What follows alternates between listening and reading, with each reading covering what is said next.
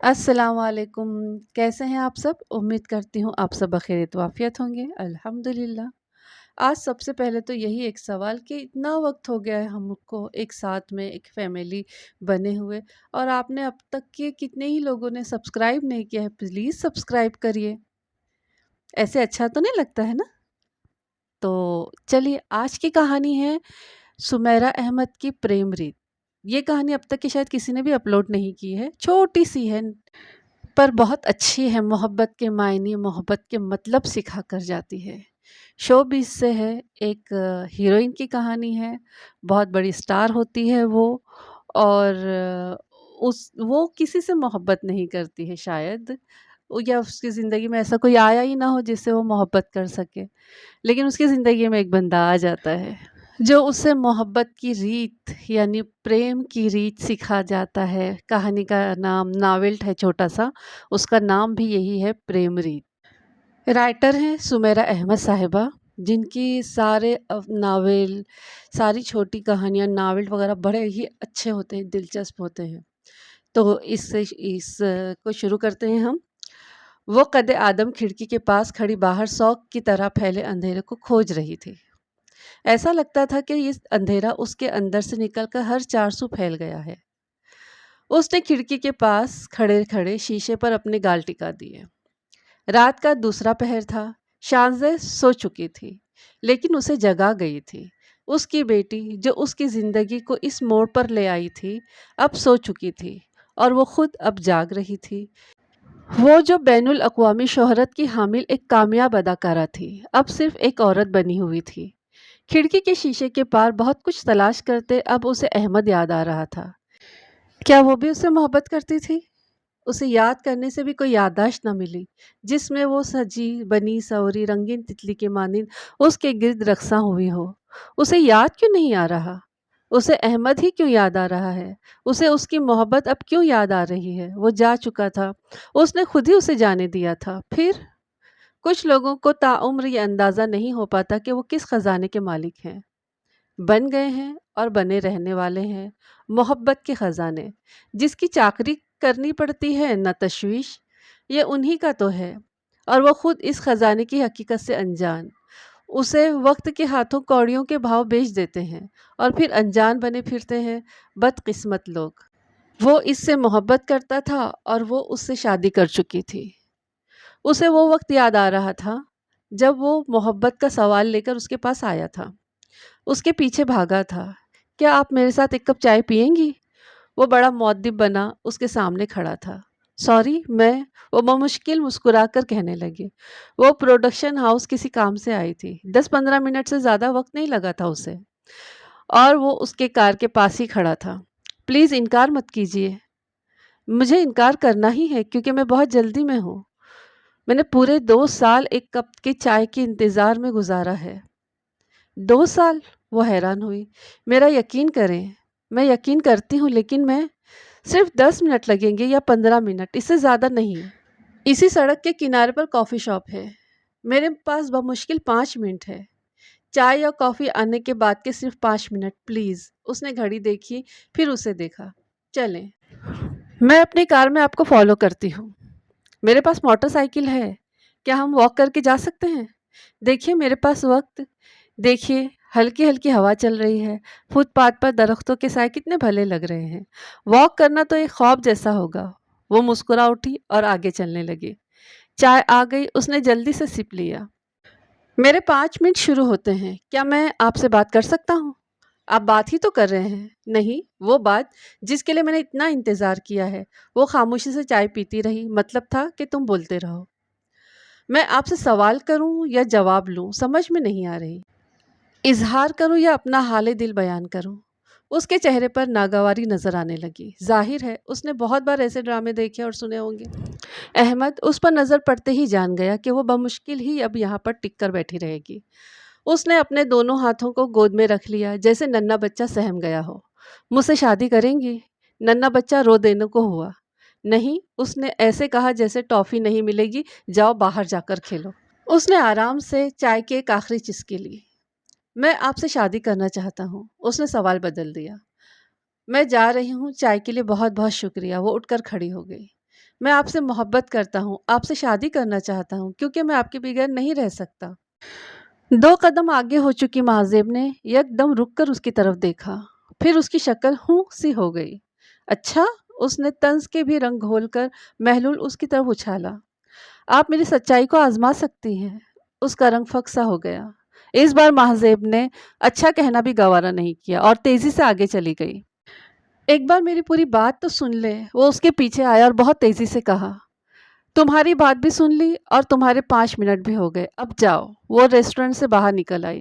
وہ ایسے اس کے پیچھے لپکا جیسے سامنے ہی 2 قدم دور ملک الموت اس کی روح نکالنے کے لیے جا رہا ہو۔ وہ اپنی جان بچانے کے لیے اس کے پیچھے لپکا۔ میں آپ سے محبت کرتا ہوں، یہ مذاق نہیں ہے، یہ صرف الفاظ نہیں ہیں۔ لمبے درختوں کے سائے سے ڈھکے فٹ پاتھ پر وہ اس کے ساتھ ساتھ چلنے کی کوشش کرنے لگا۔ وہ ہوں کی شکل بنائے تیز تیز قدم اٹھاتی رہی۔ وہ خوبصورت تھی، ملک کی مشہور اداکارہ تھی۔ ہزاروں بار اسے کہا جاتا تھا کہ میں آپ کا بڑا فین ہوں، آپ سے محبت کرتا ہوں، آپ مجھے اچھی لگتی ہیں۔ شادی کے بارے میں بھی لوگ ڈھکے چھپے انداز میں کہہ ہی دیتے تھے، لیکن ایسے پیچھے پڑ کر اور ایسے ساتھ ساتھ بھاگ کر مجھے پتہ ہی نہیں چلا مجھے آپ سے محبت کب اور کیسے ہو گئی، لیکن ہو گئی۔ میں نے اداکارہ سے محبت نہیں کی، میں آپ کا فین نہیں ہوں، مہذیب کا مداح ہوں۔ مجھ پر آپ نے ایک جادو سا کر دیا ہے اور میں اس میں خوش ہوں۔ آپ مجھ میں حلول ہو کر رہ گئی ہیں۔ پہلے مجھے ڈر تھا کہ میں آپ کے بغیر مر جاؤں گا، مگر اب یقین ہو چکا ہے۔ کاش مجھے معلوم ہوتا کہ یہ محبت ایسے کیسے ہونے لگتی ہے، کیسے چھپ کر وار کرتی ہے، تو میں اپنا بچاؤ کر لیتا۔ لیکن اب تو مہذیب کی خوبصورت سینڈل کی ہیل کی ٹک ٹک فٹ پاتھ کے فرش سے اٹھ کر سارے میں پھیل رہی تھی۔ احمد کی پی پی پیا پیا کی صدا صدیوں پیاس سے صحرا کی مانند پکار رہی تھی۔ مہذیب کی رفتار اور تیز ہو گئی۔ اس نے اپنے ہاتھ کو اسے چانٹا مارنے سے روکا۔ میرے لیے آپ اداکارہ نہیں ہیں، مجھے آپ کی شہرت سے بھی کوئی غرض نہیں۔ صرف ایک بار میرے بارے میں سوچ لیں۔ مجھے خود پر ہنسی آتی ہے کہ جب میں یہ سوچتا ہوں کہ کبھی آپ سے یہ سب کہہ سکوں گا۔ پھر میں رونے لگا اور روتا ہی رہتا۔ اگر میں یہ آپ سے نہ کہتا تو میں روتا ہی رہتا۔ مہذیب اپنی کار تک پہنچ چکی تھی۔ پلیز مہذیب، میری بات سن لے، پوری بات۔ اگر اس پروڈکشن ہاؤس میں اپنی نوکری بحال رکھنا چاہتے ہو تو چلے جاؤ یہاں سے۔ صرف ایک بار میری بات سن لے۔ تم ایک بار میرے انکار پر یقین کر لو۔ احمد نے ڈرائیونگ سیٹ کے ڈور کو لجاجت سے پکڑ لیا۔ میں جانتا ہوں میرا رتبہ آپ کے مقابلے میں کیا ہے، میں رتبے میں بہت چھوٹا ہوں، لیکن اگر میری محبت کا مقابلہ کیا جائے تو وہ ہر میدان کی فاتح ہوگی۔ آپ کے لیے اس محبت کا بڑا مرتبہ ہے۔ مہذیب خاموشی سے اسے دیکھنے لگی۔ اگر وہ جھوٹا تھا تو وہ کمال کا سچا لگ رہا تھا، اور اگر وہ اداکار تھا تو آسکر ایوارڈ اس کا تھا۔ زندگی میں آپ کو وہ ضرور ملے گا جو آپ کے ساتھ رہے گا، لیکن وہ نہیں ملے گا جو آپ کے بغیر نہ رہ سکے، اور وہ میں ہوں، وہ میں ہوں۔ پاگل ہو تم، مہذیب نے اس کے ہاتھ کی گرفت سے دروازہ آزاد کروانا چاہا۔ اگر یہ پاگل پن ہے تو میں اس پاگل پن سے خوش ہوں۔ میرے علاوہ کوئی اور کہاں آپ کا خیال رکھ سکے گا؟ کبھی تو وہ آپ سے ناراض ہوگا، غصہ کرے گا، لڑے گا، آپ کو برا ثابت کرے گا۔ کبھی تو وہ خود کو آپ سے برتر ثابت کرے گا، کبھی تو وہ آپ کو کمتر کرے گا۔ وہ آپ کو دیکھے گا اور خوش ہوگا، اور نہ دیکھے گا تو ناخوش نہ ہوگا۔ کبھی نہ کبھی تو وہ آپ کو یاد کرنا بھول ہی جائے گا، مگر مہذیب میں نہیں۔ میں بھولوں گا تو یاد کروں گا نا۔ مہذیب کوئی آپ کو اپنی دنیا میں شامل کرے گا، اس کے پاس بڑا سا گھر ہوگا، بہت ساری کاریں ہوں گی، مگر میں آپ سے صرف آپ سے اپنی دنیا سجاؤں گا۔ میری ساری دنیا آپ ہی رہیں گی، کسی اور کے ساتھ آپ میں اور تم ہوں گی، لیکن مہذیب میں آپ ہی آپ ہوں۔ میں ختم ہو چکا ہوں، میں آپ کا ہوں۔ اس کی آواز دھیمی ہو گئی تھی۔ میں آپ کا ہو چکا ہوں، میں آپ کا ہو چکا ہوں۔ یہ صدا دور آسمان تک گئی، اور بہت قدیم قبروں میں مدفن سچے عاشقوں تک بھی، اور جیسے سب نے سر ہلایا اور کہا، ہاں یہ ٹھیک کہتا ہے، ایسا ہی ہوتا ہے۔ اس نے دروازے پر اپنی مضبوط گرفت کو چھوڑ دیا۔ مہذیب کا جی چاہا کہ ایسی شاندار پرفارمنس پر تالیاں بجائے، لیکن اس نے تالیاں نہ بجائیں۔ احمد کھڑا اسے دیکھتا رہا۔ وہ اس کے خوبصورت چہرے کو نہیں دیکھ رہا تھا، وہ اس کے خوبصورت چہرے کے دور اندر کہیں دیکھ رہا تھا۔ महाजेब ने सुस्त रवि से दरवाज़ा बंद किया। दूर अंदर कहीं एक जज्बा उभरा कि वो ऐसी ही चंद और शानदार बातें करे। एक औरत ने चाहा कि उसे वो और बताए कि उसे कैसे चाहा जा सकता है, उसे बताया जाए कि उसे कैसे पूजा जाना चाहिए। उसकी अपनी मदह सराई पर अल्फाज किस बुलंदी तक पहुंचकर फिजा में बिखर सकते हैं, उसे बताया जाए कि वो किस कदर मोहब्बत के लायक है। इतनी ही ना कि उसके आगे हाथ बांध कर खड़ा रहा जाए और अपना सब कुछ उस पर निछावर कर दिया जाता रहे, ये भी कम है। कार आगे जा रही थी, अहमद पीछे रह गया। वो वहां ऐसे खड़ा था जैसे आसमान से एक आग के गोले ने उसे आन लिया हो और जमीन उसे पीछे, बहुत पीछे खींच रही हो, और अब वो ना तो जिंदा रहा और ना मुर्दों में। महजेब ने उसे बैक मिरर में देखा। वो प्रेम संगीत के आखिरी दम तोड़ते बोलों की तरह इस्तादा लेकिन बिखरा बिखरा खड़ा था। इस तरह के होने वाले वाक़यात को वो अक्सर अपनी फ्रेंड्स को मज़े ले लेकर सुनाया करती थी, लेकिन इस वाक़ये को न सुना सकी। चंद रातें सोने से पहले ये मंज़र उसकी आंखों में ज़रूर आता, कानों में तरन्नुम जाग उठता। वो अपनी पूजा करवाने लगती, शांत सी हो जाती। अगर वो रुतबे में इतनी ऊंचाई पर न होती तो शायद इस प्रेमदास के कदमों में जा बैठती। पर देवी सिंहासन नहीं छोड़ा करती, देवियां दासी नहीं बना करती। देवी महजेब अपने सिंहासन पर बैठी रही और वो प्रेम दासी न बनी। वो मास्टर्स कर रही थी जब धुआंधार मोहब्बत के बाद उसने हारिफ से शादी कर ली। अपनी तालीम अधूरी छोड़कर वो अमेरिका चली गई। कॉलेज के ज़माने से वो मॉडलिंग और अदाकारी करती रही थी। बहुत मशहूर नहीं, लेकिन उसका एक नाम ज़रूर था। उसने अपने कैरियर को हारिफ के लिए खैराबाद कह दिया। चंद एक प्रोजेक्ट्स उसने अमेरिका से किए, लेकिन बाकायदा काम नहीं किया। हारिब के साथ उसने एक मुकम्मल घरेलू ज़िंदगी गुजारी। वो घर के काम करती, खाना पकाती, शानजे को संभालती और हारिब का हर तरह से ख्याल रखती। उसकी यही ज़िंदगी थी और उसे यही ज़िंदगी बहुत प्यारी थी, और इस प्यारी ज़िंदगी में मातमी सियाही फिर गई उस वक्त जब न्यूयॉर्क जाते हुए हारिब का एक्सीडेंट हो गया और उसमें जा बहक हो गया। शादी के 5 साल बाद ही वो बेवा हो गई। उसके वालिदैन उसे वापस पाकिस्तान ले आए। हारिब का शौक उसने जी जान लगाकर मनाया, खुद को खत्म ही कर डाला। चंद साल लगे उसे नॉर्मल होने में, और फिर वो खुद को मसरूफ रखने के लिए अदाकारी करने लगी और देखते ही देखते मुल्क की मशहूर अदाकारा बन गई। बहुत से लोग उसे शादी के लिए अप्रोच करते थे, लेकिन वो अभी चंद साल और शादी नहीं करना चाहती थी। शादी उसे करनी थी, लेकिन कब, उसका उसे खुद भी अंदाज़ा नहीं था। उसके घर वाले उसके लिए आए दिन कोई ना कोई प्रपोजल फाइनल करते और वो किसी ना किसी बहाने टालती रहती। शानजे 12 साल की हो गई तो उसे अब संजीदगी से शादी के लिए कहा गया और उसने जमान को ओके कर दिया। वो खूबसूरत था, बिजनेसमैन था, कनाडा में रहता था, उसके पापा के दोस्त का बेटा था। उसने खुद महजेब से शादी की ख्वाहिश का इजहार किया था, बल्कि 1 साल से ज़्यादा उसका इंतज़ार भी किया था। वो किसी भी लड़की से शादी कर सकता था, लेकिन वो एक बेवा और 12 साला बेटी की माँ से कर रहा था। उसकी बहनों ने कहा वो बहुत खुशकिस्मत है। उसके घर वाले बहुत खुश थे, वो भी खुश थी और शानजे भी। उसके नाना नानी ने उसे ऐसे मनाया था कि जमान को वो अपनी माँ से भी ज़्यादा पसंद करने लगी। दोनों की मंगनी हो गई। शादी कनाडा में होनी थी, इसीलिए थोड़ा वक्त दरकार था। कुछ महजेब के अपने प्रोजेक्ट्स भी थे। जमान महीने में 2 बार आने लगा, फिर 3 बार, फिर लगता था कि वो जाता भी नहीं कि वापस आ जाता है। इससे ज़्यादा वक्त तो कनाडा से महजेब को फ़ोन करने में लगा था।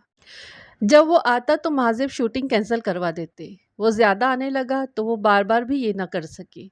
उसके लिए मुश्किल हो गया कि वो उसकी फ़ोन कॉल सुने, वो आए तो उसे वक्त दे। शुरू में सब कुछ ठीक रहा, फिर वो चिढ़ने लगा।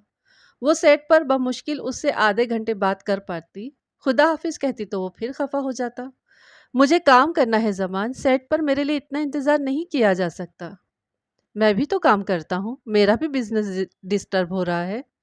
फिर तुम्हें अपने बिजनेस पर तवज्जो देनी चाहिए। तुम्हें मेरा फ़ोन करना पसंद नहीं? मैंने ये तो नहीं कहा। मैं समझ गया। फ़ोन ठक से बंद। वो बात बात पर खफा होने लगा। वो फारिग होती तो उसे फ़ोन करके मना लेती। उसे ये भी शिकवा होता कि इतनी देर से फ़ोन करके क्यों मनाया। फिर वो उसके काम का मजाक उड़ाने लगा। क्या 2 पैसों के लिए ख्वार होती हो? पैसों की मुझे कभी कमी नहीं रही। ये मेरा काम है और मेरा काम मेरा शौक है। फजूल शौक है। अदाकारी भी भला कोई काम है? दुनिया में लाखों लोग अदाकारी करते हैं। ان لاکھوں لوگوں میں سے چند ایک کے نام ہی دنیا جانتی ہے، تمہارا نام کہاں ہے؟ میرا نام میرے ملک میں ہے۔ تمہارا ملک؟ تیسری دنیا کا تیسرے درجے کا ملک؟ کیا تمہیں معلوم ہے تیسرے درجے کے اس ملک میں پہلے درجے کے لوگ رہتے ہیں؟ وہ دیر تک ہنستا رہا اور وہ دیر تک اس سے خفا رہی۔ ایک بار وہ اچانک ایسے آیا کہ وہ سرے سے اس سے مل ہی نہیں سکی۔ وہ کسی چھوٹے دور دراز گاؤں میں گئی ہوئی تھی۔ مہذب نے کہا بھی اس سے کہ وہ وہاں آ کر اس سے مل جائے، لیکن وہ اتنا خفا ہو گیا کہ پورا ایک ہفتہ اس نے اس سے کوئی رابطہ ہی نہیں رکھا۔ مہذب اپنی بہنوں سے کہتی کہ ایسا لگتا ہے میں نے کسی بچے سے منگنی کر لی ہے۔ اس کی بہنیں ہنستی اور پھر کہتی تم بہت خوش قسمت ہو، وہ بہت امیر ہے۔ پر امیر ہونے کے علاوہ اس میں جو بھی خوبیاں ہیں وہ کم و بیش کسی بھی دوسرے مرد میں ہو سکتی ہیں، بلکہ شاید اس سے زیادہ بھی ہوں۔ لیکن صرف خوبیاں معاشرے میں آپ کا گراف اوپر نہیں کرتی۔ یہ جویریہ تھی اس کی بڑی بہن، جس نے قریب قریب ایک بڈھے سے شادی کر لی تھی، صرف اس لیے کہ وہ شہر کے چند گنے چنے امراء میں سے تھا۔ ایک رات وہ اٹھ کر بیٹھ گئی اور ہنسنے لگی۔ اس کی منگنی کی خبر اخبارات میں آ گئی تھی، یقیناً احمد نے بھی پڑھی ہوگی۔ پھر ایک رات وہ بے قراری سے اٹھ کر ٹہلنے لگی۔ اسے سمجھ میں نہیں آ رہا تھا کہ اس کے اندر کیا جل اٹھا ہے جو بجھ ہی نہیں رہا۔ کسی تنے کی جڑ اندر ہی اندر پھیلتی جا رہی ہے۔ اور پھر اس نے سوچا کہ اگر اس معمولی سے شخص کی جگہ کوئی با اثر امیر کبیر ہیرو ٹائپ کوئی انسان ہوتا تو وہ کیسا رد عمل ظاہر کرتی۔ اف تم کس قدر خوش قسمت ہو، جویریہ کہتی۔ اف فلمی سچویشن، یہ سب تمہاری محبت میں ہی کیوں گرفتار ہوتے ہیں مازب؟ کیا چھپا رکھا ہے تم نے اپنے اندر کہ سب دوڑے آتے ہیں تمہاری طرف؟ دوسری بہن سویرا کہتی۔ اس نے ایمانداری سے نتیجہ نکالا کہ اس مداح کا معمولی ہونا اسے بے وقت کر گیا، ورنہ وہ رگوں میں حلول کرتا، روح میں پہنچ جانے والوں میں تھا۔ 10 منٹ کی ملاقات میں اس نے غضب کر دیا۔ ساری زندگی کا ساتھ ہو تو وہ تو حیران ہی کر دے گا۔ مہذب اور زمان کی شادی کی تیاریاں کی جانے لگی۔ مہذب جلدی جلدی اپنا کام مکمل کروانے لگی۔ زمان آیا، اس دوران دونوں کو ڈنر کرنا تھا اور پوری کوشش کے باوجود ہوٹل دیر سے پہنچی تھی اور زمان غصہ ضبط کیے بیٹھا تھا۔ ڈنر کے دوران ہی اس نے اسے نرمی سے آگاہ کیا کہ وہ سنگاپور کمرشل کی شوٹنگ کے لیے جا رہی ہے۔ کب جانا ہے؟ اس نے چمچ کو تقریباً پٹک کر پوچھا۔ کل۔ لیکن میں کل ہی تو آیا ہوں اور کل تم جا رہی ہو۔ مجھے بھی رات ہی کو بتایا گیا ہے، صرف 2 دن کا کام ہے۔ 2 دن کا کام ہو یا 2 گھنٹے کا کام، چھوڑ دو۔ سائم نے مجھے اس ایڈ کے لیے 6 مہینے پہلے سائن کیا تھا۔ میں عین وقت پر انکار نہیں کر سکتی۔ سائم سے میرے بہت اچھے تعلقات ہیں۔ کمپنی نے مجھے بتا دیا تھا کہ کچھ 3D ایفیکٹس کی وجہ سے کمرشل لیٹ ہو جائے گا۔ انہوں نے مجھے منہ مانگا معاوضہ دیا ہے۔ تو وہ معاوضہ تم مجھ سے لے لو۔ بات پیسے کی نہیں ہے صرف۔ تو بات کس کی ہے؟ سائم کی؟ سائم صرف کلیگ ہے میرا، اور میں؟ تمہاری بات کہاں سے آ گئی بیچ میں؟ میری ہی تو بات آنی ہے۔ میں جب بھی آتا ہوں تم 100 نخرے کرتی ہو۔ نخرے؟ کون سے نخرے؟ تم مجھے بار بار یہ جتاتی ہو کہ تم میرے لیے اپنا کام چھوڑ کر آئی، شوٹنگ کینسل کروا کر آئی ہو۔ کیا تم مجھے نہیں کہتے کہ تم اپنا بزنس، اپنی اہم میٹنگز، بزنس وغیرہ سب چھوڑ کر آئے ہو؟ اوہ کم آن مہذب، مذاق مت کرو، میرا کروڑوں کا بزنس ہے۔ یورپ کے 10 ملکوں میں لیڈ کرتا ہے میرا بزنس۔ اسے اپنی گھٹیا شوٹنگ سے مت ملاؤ۔ اس کی آواز کرخت ہو گئی۔ دنیا کے 20 ملکوں میں میرے ڈرامے؟ ہاں تمہارے ڈرامے۔ پاپا ٹھیک کہہ رہے تھے کہ شوبز کے لوگوں سے دور رہو۔ یہ زیرو ہو کر بھی خود کو ہیرو سمجھتے ہیں۔ کون ہے زیرو؟ تم خود سمجھدار ہو۔ میں تمہارے لیے کینیڈا سے آتا ہوں اور تم ان فضولیات کے لیے مجھ سے بہانے بناتی ہو۔ تمہیں کیا لگتا ہے مہذب؟ بھلا تم ہو کون؟ میں مہذب ہوں، اس نے اطمینان سے ٹیبل پر دونوں ہاتھ رکھ کر اس کی آنکھوں میں آنکھیں ڈال کر کہا۔ آس پاس کے چند لوگ اس کی تیز آواز کی وجہ سے ان دونوں کی طرف متوجہ ہو گئے تھے۔ تو مس مہذب، یہ جو آپ چند لاکھ کے ڈراموں میں کام کر کے خود کو کیا سمجھتی ہیں کہ دنیا کی شوبز انڈسٹری آپ کے ہی دم قدم سے ہے، آپ ہی کی وجہ سے قائم ہے، تو وقت نکال کر اپنی غلط فہمی کو دور کر لیں۔ تم مجھے ان سب سے متاثر نہیں کر سکتی۔ میں نے یہ غلط فہمی پالی ہی نہیں تھی۔ ہاں یہ خوش فہمی ضرور تھی کہ تم آگے بڑھنے میں میرا ساتھ دو گے۔ تمہیں تو کوئی اعتراض نہیں تھا میرے کام کرنے پر۔ اعتراض نہیں تھا جب تک کہ یہ معلوم نہیں تھا کہ آف کیمرہ بھی تم ایک ہیروئن ہی ہو۔ میں اپنے فیصلے کرنے کے لیے آزاد ہوں، مجھے ایڈ کرنا ہے یا نہیں کرنا، اس کا فیصلہ صرف اور صرف مجھے کرنا ہے۔ مجھے اچھی طرح یاد ہے کہ میں نے تمہارے ساتھ منگنی کی ہے، ڈیل نہیں کی ہے کہ جو تم کہو گے میں وہی کروں۔ ویسے تم نے مجھ سے منگنی کیوں کی؟ تم نے کہا تھا کہ تم مجھے بہت پسند کرتے ہو اور میری پسند کی کوئی ویلیو نہیں ہے تمہارے نزدیک۔ ویلیو نہ ہوتی تو منگنی نہ کرتی۔ تمہیں تو میرا احسان مند ہونا چاہیے۔ تم بیوہ ہو، تمہاری 12 سالہ بیٹی ہے اور میں سنگل کامیاب بزنس مین۔ پاکستان میں تو تمہیں طلاق یافتہ ہی ملتے یا رنوے ملتے۔ اس کا انداز بدترین ہو گیا تھا۔ یہ عورت ابھی بیوہ نہیں ہوئی ہے۔ جس وقت تم مجھے رنگ پہنا رہے تھے اور خاص کر اس وقت جس وقت تم کہہ رہے تھے کہ میں تمہاری زندگی کو مکمل کر دوں گی، یہ عورت تب بھی بیوہ ہی تھی، اداکارہ ہی تھی اور 12 سالہ بیٹی کی ماں ہی تھی۔ تم نے کہا تھا کہ تم مجھ سے محبت کرتے ہو، اب کیا ہوا؟ کہاں گئی تمہاری محبت؟ محبت کرتا ہوں، پاگل نہیں ہوں کہ یہ سب کچھ میں برداشت کرتا رہوں۔ کیا محبت پاگل پن کا نام نہیں؟ جس طرح کی حرکتیں تم کر رہی ہو انہیں برداشت کرنا پاگل پن ہے۔ اس کا وجود ڈنر ٹیبل کی کرسی پر بیٹھا شائیں شائیں کرنے لگا۔ مہذیب نے آنکھ اٹھا کر دیکھا اور غضب ہو گیا۔ وہ 5 اسٹار ہوٹل کے ہال میں ہر طرف استادہ تھا۔ مہذیب کو جھرجھری نے آ لیا۔ تم مجھے ابھی سے تانے دینے لگے ہو، ابھی سے تمہاری برداشت کی حد ختم ہو گئی، میری تذلیل کرنے لگتے ہو، ایک انگوٹھی پہنا کر تم مجھ پر حکمرانی کرنے لگے ہو۔ حقیقت یہی ہے، تم سوچ لینا تمہیں کیا چاہیے، تمہیں میں چاہیے ہوں یا تمہاری فلم انڈسٹری؟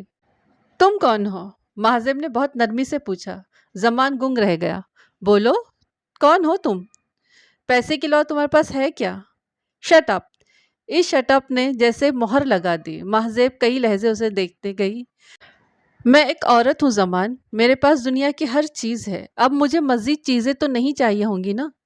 اور تمہارے پاس صرف چیزیں ہیں، تم میرے کسی کام کے نہیں ہو۔ مجھے ابھی ابھی اسی وقت یہ ادراک ہوا ہے کہ مجھے وہ انسان چاہیے جو مہذیب کو جانے، مہذیب کو سمجھے، جو کم از کم میرے لیے ایک وقت کا کھانا چھوڑ سکے، نہ کہ میری توہین کرے اور مجھے غلط اور جھوٹا ثابت کرتا رہے۔ اس نے انگلی سے انگوٹھی اتار کر میز پر رکھی۔ ابھی تم مجھے اتنے پیارے نہیں ہوئے ہو کہ تمہارے لیے میں اتنا سب کچھ برداشت کروں۔ ہاں، ابھی تم اتنے پیارے نہیں ہوئے ہو۔ اچھا تو پھر کون ہے تمہارا پیارا؟ سائم؟ کون کون کون کون؟ اس گونج کی آواز فضا میں بکھری۔ مہذیب جیسے ایک دم سے تیز روشنی کا شکار ہوئی۔ پیہو نے پی پی کی لمبی تان کھینچی۔ کسی کی باتیں یاد آئی۔ کبھی تو وہ آپ سے ناراض ہوگا، آپ کو برا ثابت کرے گا، کبھی تو وہ آپ کو یاد کرنا بھول جائے گا۔ زمان غصے سے اٹھ کر جا رہا تھا۔ انگوٹھی اٹھا کر اس نے غصے سے دور پھینک دی تھی۔ محبت کی نشانی خاک نشین ہو چکی تھی۔ وہ زمان کی پشت کو گھور رہی تھی۔ کسی اور کے ساتھ آپ اور میں اور تم ہوں گی۔ میں آپ ہی آپ ہوں، میں ختم ہو چکا ہوں، میں آپ کا ہو چکا ہوں۔ وہ کرسی پر ہی جامد بیٹھی تھی، اٹھ کر جا ہی نہیں سکی تھی۔ میں آپ کا ہو چکا ہوں۔ اب وہ پروڈکشن ہاؤس میں فون کر کے اس کے متعلق جان رہی تھی۔ وہ اس کے گھر کی لوکل آبادی سے ذرا دور سڑک پر جا کر کار کو پارک کیے ہوئے کھڑی تھی۔ فون کر کے اس نے اسے وہاں آنے کے لیے کہا تھا۔ وہ کار کی پشت سے ٹیک لگائے کھڑی تھی۔ وہ اس کے پاس آیا تو بری طرح ہانپ رہا تھا۔ مہذیب نے اسے دیکھا تو دنگ رہ گئی۔ وہ کسی موذی بیماری کا مریض نظر آ رہا تھا۔ تم بیمار ہو؟ مہذیب کی آواز تیز ہو گئی۔ وہ خاموش رہا۔ کیا ہوا ہے تمہیں؟ اس نے نظریں اٹھا کر مہذیب کو دیکھا اور مہذیب سب کچھ سمجھ گئی۔ اس کی نظروں نے اسے سب کچھ سمجھا دیا۔ وہ مہذیب کو ایسے دیکھ رہا تھا جیسے اب اس کی سانس بحال ہوئی ہو، اب اس کی بینائی نے کام کرنا شروع کیا ہو، زندگی اس کی شریانوں میں اب دوڑ رہی ہو۔ تم جانتے ہو میں یہاں کیوں آئی ہوں؟ نہیں۔ اس پوری دنیا میں جس پہلے اور آخری مرد کو میں آزمانا چاہتی ہوں وہ تم ہو۔ اب وہ تم ہو۔ وہ میں ہوں؟ وہ بے یقینی سے اسے دیکھنے لگا۔ میں تم سے محبت نہیں کرتی۔ چلے گا؟ جی چلے گا۔ وہ مسکرانے لگا۔ ہو سکتا ہے میں صرف تمہیں پسند کروں، صرف پسند۔ چلے گا؟ یہ بھی چلے گا۔ اس کی آنکھوں میں خوشی سے نمی آ گئی۔ ہو سکتا ہے میں تمہیں برداشت نہیں کر سکوں اور اپنی زندگی سے کبھی نکال کر باہر کروں۔ یہ چلے گا؟ ضرور چلے گا اگر میں زندہ رہا تو۔ اس کے سارے وجود پر سیاہی پھیل گئی۔ اس کی پلکیں لرزنے لگی۔ مہذیب شدید گھبراہٹ کا شکار ہوئی، جیسے اسے لگا کہ اس نے بہت بڑی غلطی کی اس سے یہ بات کہہ کر۔ उसे खुदा हाफिज कहकर वो जा रही थी और वो सड़क पर खड़ा उसे दूर होते देख रहा था। वो पुश्त दिखाने वालों में से नहीं था। महजेब ने अपने घर वालों से पहले बात की। उसकी तवक्का के ऐन मुताबिक उसे काफ़ी कुछ सुनने को मिला। पहले सबने उसका मजाक उड़ाया, फिर उसे पागल कहने लगे। एक अरसे से वो अपना अलग घर लेकर रह रही थी। वो अहमद को अपने साथ ले जाकर मामा पापा से मिलवाना चाहती थी और वो उसको मिलवा कर लेकर आई। वही हुआ जिसका अंदेशा था। उसकी काफ़ी बेइज्जती की गई। उसने अहमद के साथ अपनी मंगनी का ऐलान कर दिया तो उसके ख़ानदान वाले चुप से हो गए। अगर वो शादी भी ऐसे ही करेगी तो उनके लिए एक नई मुसीबत आ जाती।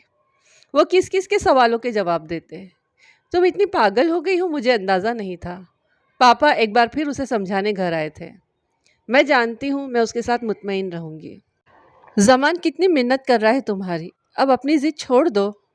ज़मान, चाटा मारकर गाल सहलाने वाला, अब एक और चाटा मारना है मुझे। हीरे पर कंकर को तरजीह दे रही हो। मैंने वो पत्थर उतार फेंका है जो ज़मान ने मुझे दिया था। ज़मान न सही किसी और से। मैंने फ़ैसला कर लिया है पापा, मुझे मेरा फ़ैसला आज़मा लेने दें। घाटे में रहोगी। हमेशा फ़ायदे में रही हूँ, घाटे में रहकर भी देख लेती हूँ।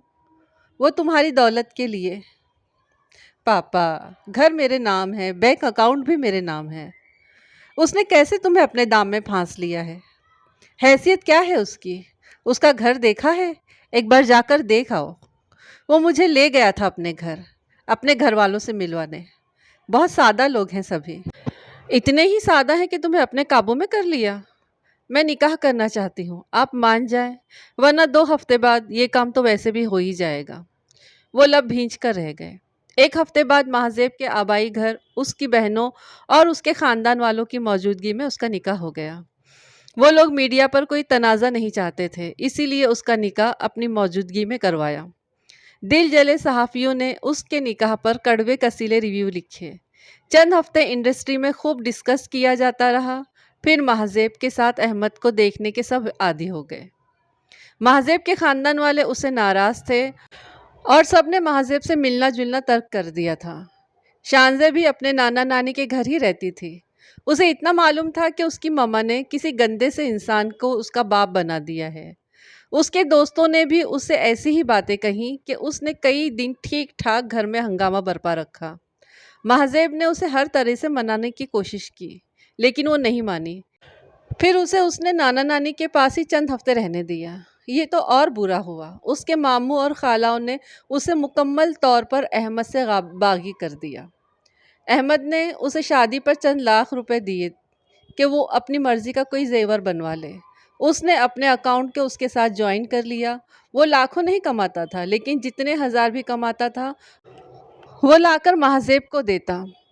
वो महजेब के साथ उसी के घर में रह रहा था, क्योंकि महजेब उसके साथ उसके आबाई घर में नहीं रह सकती थी। वो उसके साथ उसके शोबिस की पार्टी में नहीं जाता था, क्योंकि महजेब को अब भी लोगों के तंज सुनने पड़ते थे कि उसने अपनी उम्र से चंद साल छोटे और एक मामूली से शख्स से शादी कर ली थी। महजेब को इस मामूली से इंसान ने फ़िलहाल बड़े सुख में रखा हुआ था।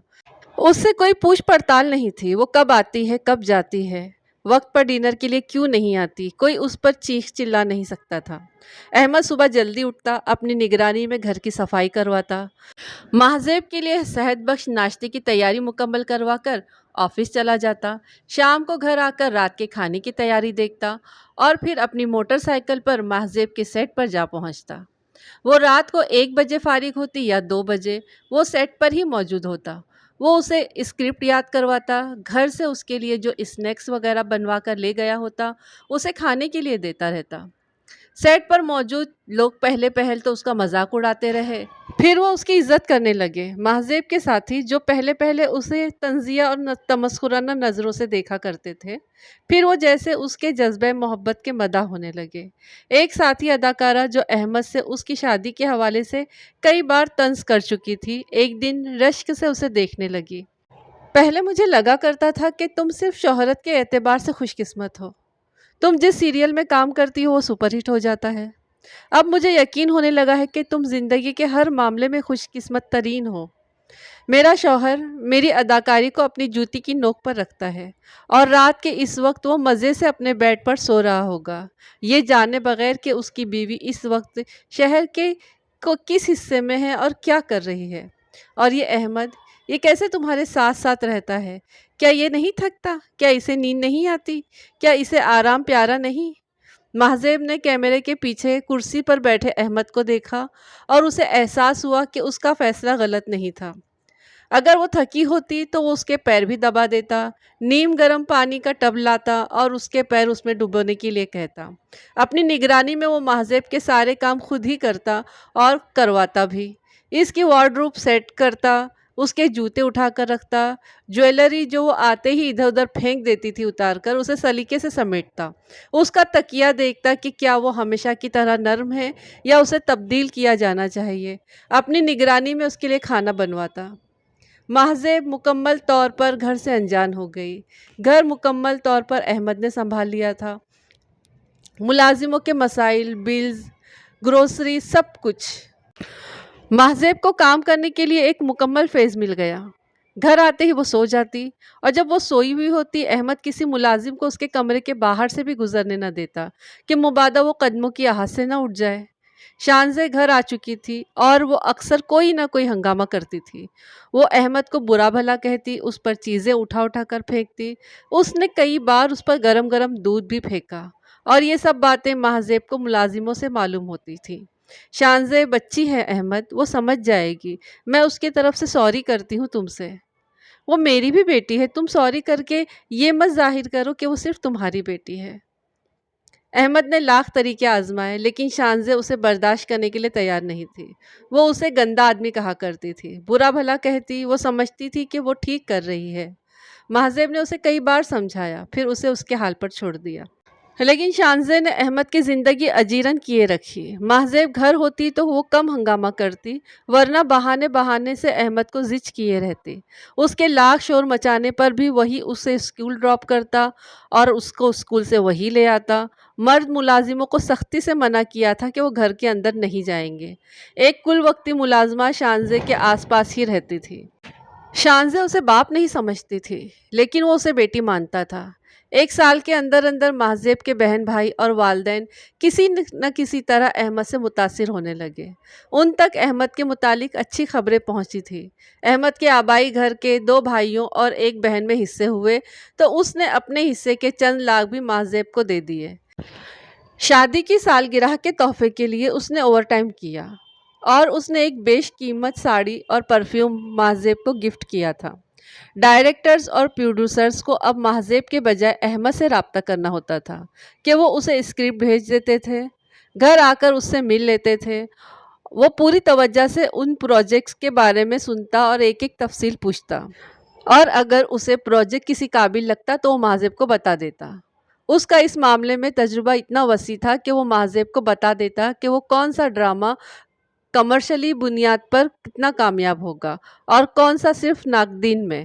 آنے والے وقت میں مہذیب صرف اس سے اتنا پوچھتی، کروں یا نہیں؟ وہ کہہ دیتا کر لو، یا رسک ہے، زیادہ پاپولر نہیں ہوگا، اور مہذیب اس کی رائے کے ساتھ ہی چلتی۔ پروڈیوسر کو صرف احمد کو قائل کرنا ہوتا، احمد کو اس کے ہر پروجیکٹ کی ہر تفصیل ازبر ہوتی، تاریخیں یاد رہتی، وہ اخبارات، میگزینز میں اس پر آنے والی خبریں اور تبصرے کاٹ کاٹ کر ان کے البم بناتا رہتا اور فارغ وقت میں انہیں لے کر بیٹھ جاتا۔ وہ مہذیب سے ملنے آنے والے صحافیوں، انڈسٹری کے دوسرے لوگوں کی باکمال میزبانی کرتا۔ اس نے مہذیب کی زندگی اتنی سہل بنا دی کہ مہذیب کو لگتا وہ صرف دنیا میں راج کرنے آئی ہے، وہ بھی بنا دقت کے۔ اس کے ماں باپ، بہن بھائی گھر آنے لگے، وہ احمد کو پسند کرنے لگے تھے۔ مہذیب کے پاپا نے چاہا کہ احمد کو کوئی اور کاروبار کروا دے یا کسی اچھی پوسٹ پر کسی کمپنی میں رکھوا دے، لیکن اس نے انکار کر دیا۔ جویریہ کے شوہر نے اس بڑھاپے میں بھی دوسری شادی کر لی تھی، اور وہ مہذیب کو بتا گئی تھی کہ زندگی میں ایک وفادار انسان کی ضرورت کس قدر شدید ہے۔ مہذیب کو ہنسی آتی تھی جب وہ ساتھی اداکاروں کے شوہروں کے افیئرز کی خبریں پڑھتی، اسے ایسا کوئی ڈر تھا نہ تشویش۔ احمد نہ اس کی دولت کے پیچھے تھا نہ اس کی شہرت کے، اس کی دولت کا وہ رکھوالا تھا اور شہرت پر خوش، اپنے اخراجات وہ خود پورے کرتا تھا۔ اپنے آفس بھی وہ اپنی موٹر سائیکل پر ہی جایا کرتا تھا۔ مہذیب نے اس کی سالگرہ پر اسے ایک کار گفٹ کی تھی جو اس کے گھر کے پورچ میں ہی کھڑی تھی۔ وہ مہینے میں 1 یا 2 بار جب وہ ڈنر کے لیے جاتے تب وہ اسے ڈرائیو کرتا۔ اس کے بارے میں سوچے گئے سب خیالات غلط نکلے، کیے گئے سب دعوے جھوٹے نکلے۔ اسے صرف مہذیب چاہیے تھی اور اس کے ساتھ گزاری جانے والی زندگی چاہیے تھی جو اسے مل گئی تھی۔ اب بھی اگر وہ چیزوں سے جیب بھرتا تو دل خالی رہ جاتا۔ اے لیول کے بعد شانزے امریکہ چلی گئی مزید تعلیم حاصل کرنے۔ اس دورانیے میں ان کی زندگی ذرا پرسکون ہو گئی۔ احمد کی پرموشن ہو گئی تھی اور اس کی پے بڑھ گئی تھی۔ مہذیب نے 3 آرٹس مووی میں کام کر لیا تھا۔ اس کی شہرت ملک کے باہر جا پہنچی تھی۔ وہ پہلے سے زیادہ مصروف ہو گئی تھی۔ اس کی غیر ملکی دورے بڑھ گئے تھے۔ جب وہ بیرون ملک جاتی احمد کی جیسے مٹھی میں جان رہتی۔ اسے یہی فکر ستائے رکھتی کہ وہاں اس کا کون خیال رکھے گا۔ وہ اس کا سامان پیک کرتا اور اس کا وہ تکیہ ضرور سامان میں رکھتا جس کے بغیر اس کا سر دکھنے لگتا تھا۔ ایسا کبھی نہیں ہوا تھا کہ وہ ملک سے باہر ہو اور اس نے اسے فون کر کے کہا ہو کہ اس کی فلاں چیز تو سامان میں آئی ہی نہیں۔ وہ اکثر اسے ساتھ چلنے کے لیے کہتی تھی پر وہ صرف اپنے خرچے پر ساتھ جانا چاہتا تھا اور اپنے خرچے پر وہ صرف 2 بار اس کے ساتھ دبئی جا سکا تھا۔ وہ ایک باکمال شخص تھا، ایک شاندار ساتھی تھا۔ مہینے میں 1 دن مہذیب کے سب گھر والے اس کے ساتھ ڈنر کرتے اور احمد کے گھر والے بھی آ جاتے۔ وہ ایک اچھا میزبان تھا اور سب کو خوش رکھنا جانتا تھا۔ اتنے سارے خوشباش افراد میں صرف شانزے ہی ایسی تھی جو اب تک جیسی تھی ویسی تھی۔ وہ اب جب بھی پاکستان آتی احمد کی زندگی جہنم بنا دیتی۔ شانزے نے اپنے کلاس فیلو افراسیاب سے منگنی کر لی تھی اور عین منگنی کے فنکشن کے دوران اس نے ہزاروں افراد کی موجودگی میں احمد کو وہاں سے چلے جانے کے لیے کہا۔ وہ خاموشی سے چلا گیا اور جب اگلے دن آیا تو جیسے بھول ہی چکا تھا کہ کل رات کچھ ہوا تھا۔ پھر شانزے تعلیم سے فارغ ہو کر آ گئی۔ اس کی شادی کی تیاریاں کی جانے لگی اور اس کے ساتھ ہی آئے دن نئے نئے واقعات ہوتے۔ آپ کے شوہر نے مجھ پر چائے گرا دی۔ ایک دن وہ اس کے پاس آئی اپنا جلا ہوا ہاتھ لے کر۔ تم ایسی بچکانہ حرکتوں پر اتر آئی ہو؟ یہی کہا تھا مسٹر احمد نے کہ کوئی میری بات کا یقین نہیں کرے گا اور دیکھیں یہی ہو رہا ہے۔ انہوں نے مجھے جلا دیا۔ وہ رونے لگی۔ اگلی بار وہ پھر آئی۔ اس نے کہا کہ احمد نے اس کا گلا دبانے کی کوشش کی تھی۔ شانزے پھر سے بری طرح رو رہی تھی اور یہی کہہ رہی تھی کہ وہ سب جانتی ہے کہ اس کی بات کا کوئی یقین نہیں کرے گا اور اسی لیے وہ یہ سب کچھ کر رہا ہے۔ اگلی بار اس نے کہا کہ احمد نے اسے سیڑھیوں سے دھکا دیا ہے۔ گھر کے ملازموں نے اسے سیڑھیوں کے پاس بے ہوش پڑے دیکھا تھا۔ اس کی پیشانی سے خون بھی نکل رہا تھا جبکہ احمد گھر کی مرمت کا تھوڑا سا کام کروا رہا تھا۔ افراسیاب کو خبر ہوئی تو اس نے آ کر احمد کا گریبان پکڑ لیا۔ شانزے بار بار ہوش میں آتی اور بار بار بے ہوش ہو جاتی۔ اس کی حالت تشویشناک تھی۔ وہ کومے میں تھی، سر پر گہری چوٹ آئی تھی۔ سچ بتاؤ احمد، یہ سب تم نے کیا ہے؟ احمد دنگ رہ کر حیران رہ کر اسے دیکھنے لگا۔ مہذیب، تم ایسا سوچ بھی کیسے رہ سکتی ہو؟ انسان کا کیا اعتبار احمد، وہ کبھی بھی بدل سکتا ہے۔ میں عام انسان نہیں ہوں، احمد ہوں، تمہارا شوہر، شانزے کا باپ۔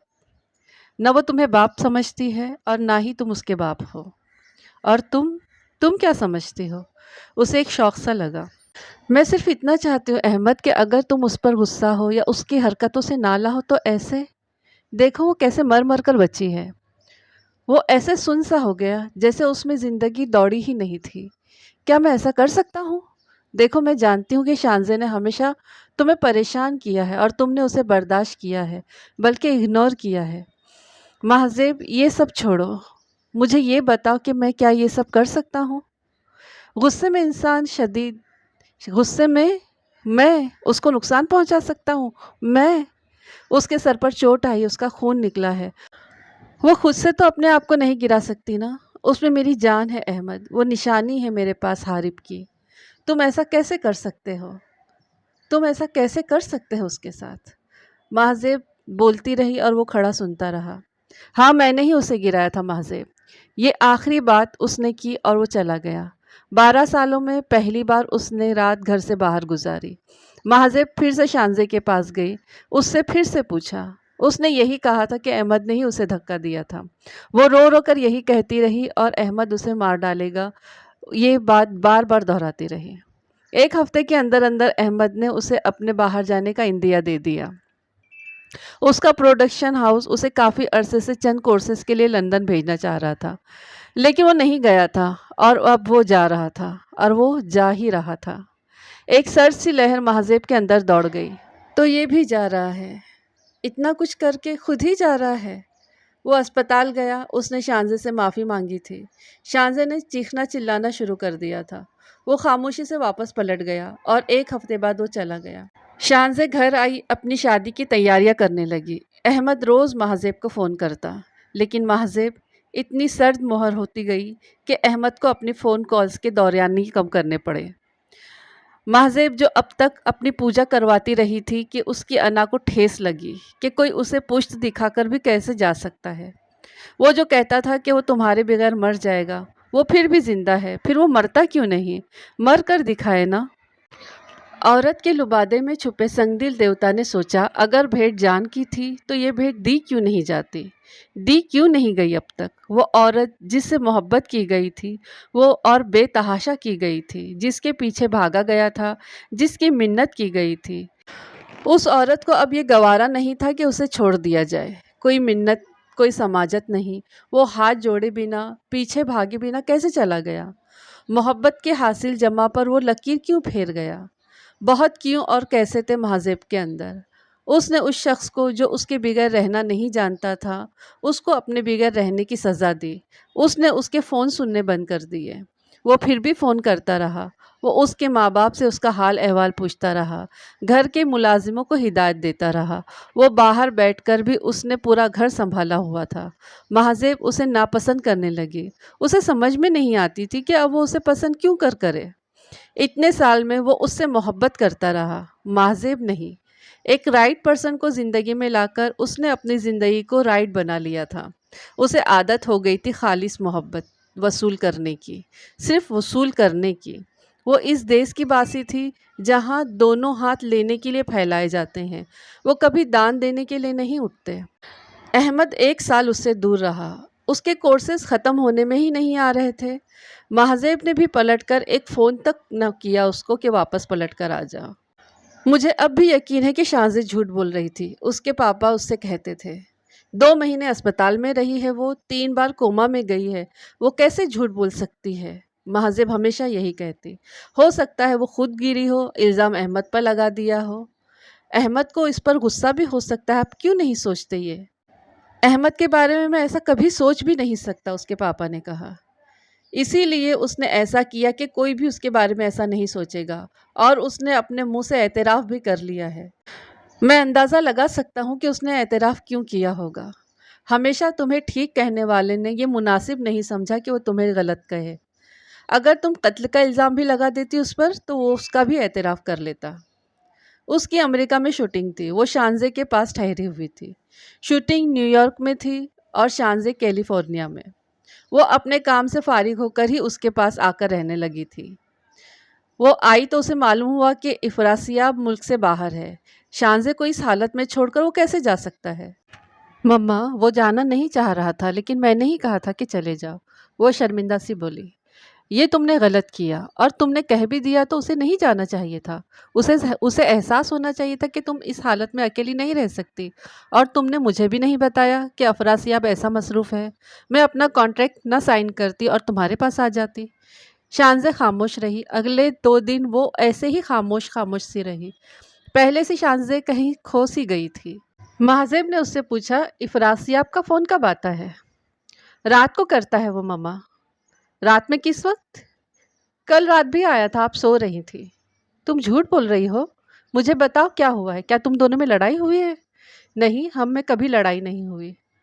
اس نے مجھے بھی فون نہیں کیا، نہ ہی میرا فون اٹھا رہا ہے۔ ماما، وہ بیزی ہوتا ہے۔ اس کے گھر والے بھی تو اسی شہر میں ہوتے ہیں، وہ ان میں سے کسی ایک کو تمہارے پاس کیوں نہیں چھوڑ کر چلا گیا؟ میں تو مطمئن تھی کہ ساری سسرال تمہاری یہاں پر ہے، اور تم یوں اکیلی؟ اگر تم دونوں کے درمیان کوئی اختلاف ہے تو مجھے بتاؤ، میں بات کرتی ہوں افراسیاب سے۔ کوئی اختلاف نہیں ہمارے درمیان، وہ مجھے بہت پیار کرتا ہے، میرا بہت خیال رکھتا ہے، بالکل مسٹر احمد کی طرح۔ مہذب شاکڈ سی ہو گئی، اپنی بیٹی کا منہ دیکھنے لگی۔ اس نے احمد کا نام لیا تھا، وہ احمد کی خوبی بیان کر رہی تھی۔ और फिर وہ ہاتھوں میں منہ رکھ کر رونے لگی اور روتی ہی رہی۔ ماما میری قسمت آپ جیسی کیوں نہیں؟ میرا مسٹر آپ کے مسٹر جیسا کیوں نہیں؟ وہ ایک دم پھٹ پڑی۔ مہذیب کے وجود میں جیسے گرم گرم سیال گرا۔ میں نے افراسیاب کا انتخاب کیا تھا صرف اس لیے کہ وہ آپ کے شوہر کی طرح لگتا تھا مجھے، خیال رکھنے والا، محبت کرنے والا، اختلاف رکھتے ہوئے بھی تکرار نہ کرنے والا، ٹھیک ہو کر بھی خود کو غلط مان لینے والا۔ میرا مسٹر آپ کے مسٹر جیسا کیوں نہیں؟ وہ شادی سے پہلے تو مسٹر احمد جیسا ہی تھا، شادی کے بعد وہ مسٹر احمد جیسا کیوں نہیں رہا؟ وہ رو رہی تھی، اس کا زیاں ہوا تھا، اس کا نقصان ہوا تھا، تو کیوں نہ روتی؟ گرم سیال نے دیوی کا بت توڑ ڈالا۔ اندر ایک دل دھڑکنے لگا۔ وہ ششدر اپنی بیٹی کو دیکھے گئی۔ اس کی بیٹی کا آئیڈیل احمد تھا، اسے احمد جیسا مرد چاہیے تھا، ٹھیک ہو کر بھی خود کو غلط مان لینے والا۔ میں پورے 1 مہینے سے یہاں اکیلی ہوں ماما، سارے کام کرتی ہوں، مارکیٹ جاتی ہوں۔ مجھے اس حالت میں چھوڑ کر افراسیاب آسٹریلیا چلا گیا۔ اس کے گھر والے بھی مجھ سے ناراض ہیں، کہتے ہیں میں افراسیاب کا خیال نہیں رکھتی۔ ماما یہ دیکھیے میرے پیر، دیکھیے کتنے درد کرتے ہیں یہ۔ یاد ہے مسٹر احمد آپ کے پیروں کا مساج کیا کرتے تھے، اور وہ آپ کا تکیہ جو وہ ہمیشہ باہر کے ٹورز میں آپ کے سامان میں پیک کیا کرتے تھے۔ ماما میں نے ایک رات افراسیاب کو اٹھا کر کہا کہ وہ دوسرے بیڈ روم سے مجھے 2 تکیے لا دے، میری کمر میں درد ہے، میں انہیں کمر کے نیچے رکھنا چاہتی ہوں۔ تو جانتی اس نے کیا کہا؟ اس نے کہا میں اپنی ہائے ہائے سے اسے ڈسٹرب کر رہی ہوں اور میں دوسرے بیڈ روم میں جا کر سو جاؤں۔ وہ بلک اٹھی تھی۔ ماما میں ساری رات جاگتی رہتی تھی، مجھے متلی ہوتی تھی اور افراسیاب مزے سے سوتا رہتا۔ وہ اٹھ کر مجھے پانی کا ایک گلاس تک نہیں پوچھتا، الٹا مجھ پر آ کر چلاتا تھا کہ میں نے کھانا کیوں نہیں پکایا، بیڈ روم ٹھیک سے کیوں صاف نہیں کیا۔ ماما اس نے مجھے دھوکہ دیا، وہ جھوٹا ہے، اس کے سارے وعدے جھوٹے نکلے، وہ مسٹر احمد جیسا بالکل نہیں ہے۔ میں نے اس کی منت کی کہ وہ مجھے اکیلا چھوڑ کر نہ جائے، تو وہ بھڑک اٹھا۔ وہ بلا وجہ بات بے بات مجھ پر بھڑک اٹھتا تھا، ہفتوں ناراض رہتا، ہر بار میں ہی اسے مناتی ہوں۔ میں اسے آسٹریلیا فون کرتی ہوں اور وہ فون ہی نہیں اٹھاتا۔ ماما میری قسمت آپ جیسے کیوں نہیں ہے؟ آپ میں ایسا کیا ہے کہ آپ کو مسٹر احمد ملے؟ مجھ میں کیا کمی ہے کہ مجھے افراسیاب ملا؟ مہذیب کو سمجھ آ گیا تھا کہ شانزے اتنی کمزور کیوں ہو گئی تھی، اس کی آنکھیں اندر ہی اندر کیوں گڑی جا رہی تھی۔ شانزے احمد کو سوتیلے باپ کی حیثیت سے سخت ناپسند کرتی تھی، لیکن اپنی ماں کے شوہر کی حیثیت سے وہ اسے آئیڈیلائز کرتی تھی۔ وہ احمد جیسے شوہر کو ڈھونڈتی رہی اور مہذیب نے خود اسے اپنے ہاتھوں سے کھو دیا۔ مجھے آپ کے مسٹر کی بد دعا لگ گئی ہے مما۔ ہاں انہی کی لگی ہے بد دعا مجھے۔ وہ تم سے بہت پیار کرتے ہیں شانزے، لیکن میں نے ان کے ساتھ کیا کیا ہے مما؟ میں نے بہت ہمت کی کہ آپ کو فون کر کے بتا دوں، لیکن مما میری جیسی لڑکیاں اگر جلدی شرمندہ ہو بھی جائیں تو اعتراف نہیں کرتی۔ میری جیسی ہائی فائی لڑکیاں دنیا کو اپنی ٹھوکروں پر رکھنے والی غلطی کا اعتراف بھی اسٹیٹس دیکھ کر ہی کرتی ہیں۔ سیڑھیوں سے میرا پیر پھسل گیا تھا اور ہوش میں آتے ہی میں نے آپ کے مسٹر کا نام لے دیا۔ انہوں نے تو ایسا کچھ نہیں کیا تھا، انہوں نے کبھی مجھے نقصان پہنچانے کی کوشش نہیں کی۔ میں اندر ہی اندر ان سے حسد کرتی تھی، اور آپ سے بھی۔ میں چاہتی تھی کہ آپ دونوں الگ ہو جائیں۔ اب مہذیب شانزے کی شکل دیکھنے لگی۔ اس کی بیٹی احمد جیسا نہ ملنے پر دکھی تھی، رو رہی تھی، اور وہ احمد کو کھو کر سکھی تھی۔ مہذیب کے دل میں ٹیس کی ایک تیز لہر اٹھی۔ اتنے سالوں میں اس نے احمد کو صرف پسند کیا تھا، جیسے کسی اچھے وفادار ملازم کو کیا جاتا ہے۔ وہی ملازم کہیں دور چلا جائے تو اسے یاد بھی کیا جاتا ہے، تو صرف کام کے لیے اور اس کی وفاداری کے لیے، اور بس۔ بیٹھے بیٹھے مہذیب چور چور ہو کر زمین بوس ہو گئی۔ یہ پریم ریت ہے، خالی پلٹ آنے پر یہ صدائیں مردہ ہونے لگتی ہیں۔ پیا ملن کا دیا پریم روگ کی لو دینے لگتا ہے۔ پی پی پیا پیا۔ مہذیب کھڑکی کے پاس رات کے اس آخری پہر کھڑی تھی۔ اب وہ داسی بنی ہے، اب اس نے اپنا بت توڑا ہے، اب اس کا وجود بانسری بنا ہے جو پیا پیا کے سر بکھیرتا ہے۔ صبح ہوتے ہی اس نے شانزے کو آگاہ کیا، میں لندن جا رہی ہوں، احمد کو ساتھ لے کر آؤں گی۔ اور جب رات اس نے احمد کے فلیٹ کے دروازے پر دستک دی اور احمد باہر آیا تو اس نے دیکھا کہ وہ تو برسوں کا مریض ہے، جسے وہ دیکھ رہی ہے وہ اس کا احمد تو نہیں۔